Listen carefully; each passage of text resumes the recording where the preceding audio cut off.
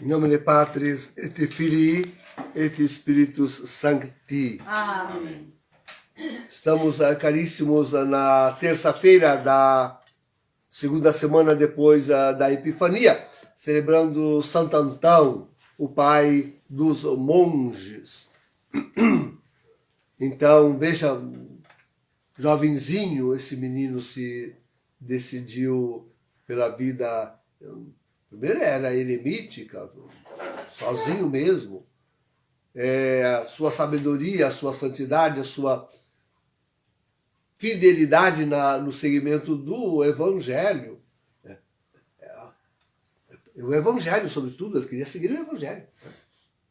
Então, tudo isso é que fez com que, na verdade, se aproximassem muitos.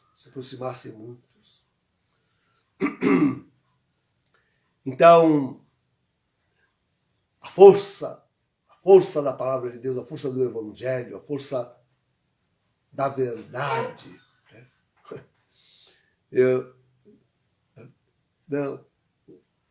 Se reúnem em Roma os principais para dirigir o sínodo sobre a sinodalidade e dizem que a igreja do futuro, deve ser uma igreja, em primeiro lugar, alegre.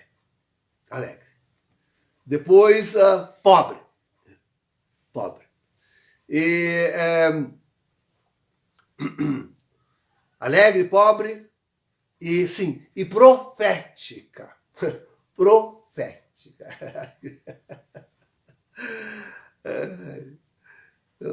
Não são capazes de enxergar sequer que estamos no fim dos tempos.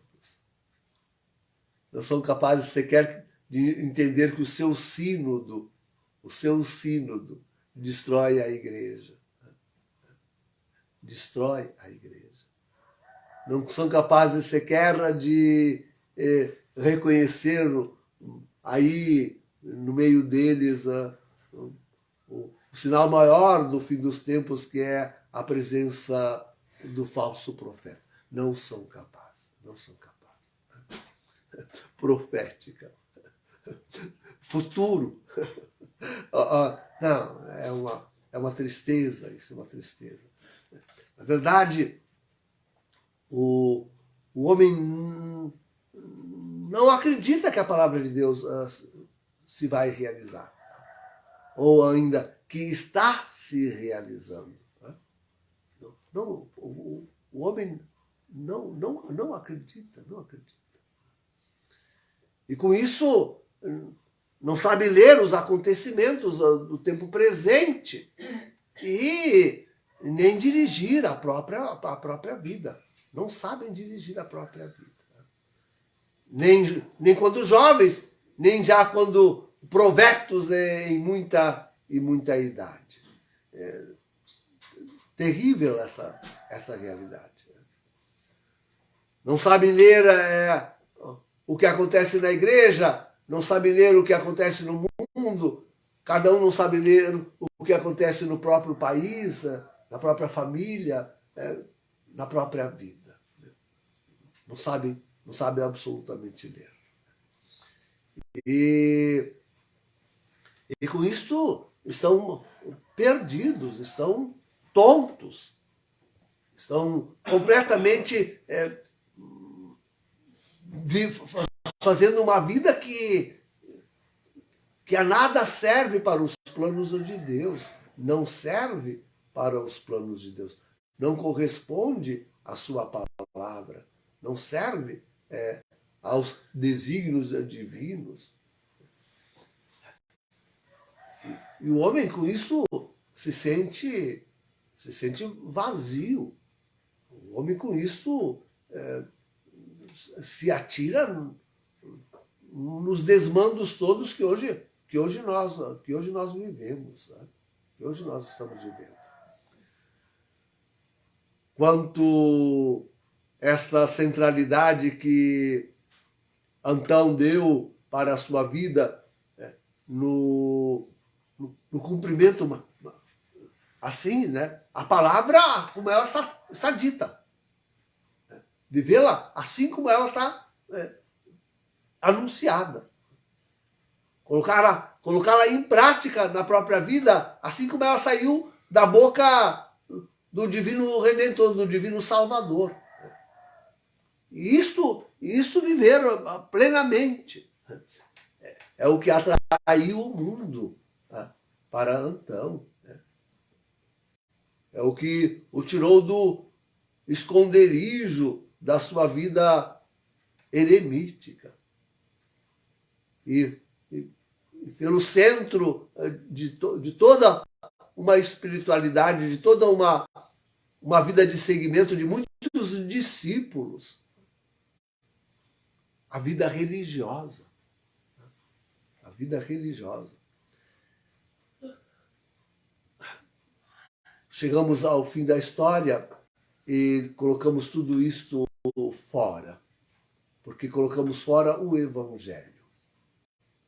Porque não vemos mais a palavra de Deus como algo que deve ser vivido. Não vemos mais as profecias como alguma coisa que se está realizando, que está acontecendo. E daí saem todas essas boboseiras, todas essas bobagens. Luta-se. Na verdade, eles se fazem o contrário.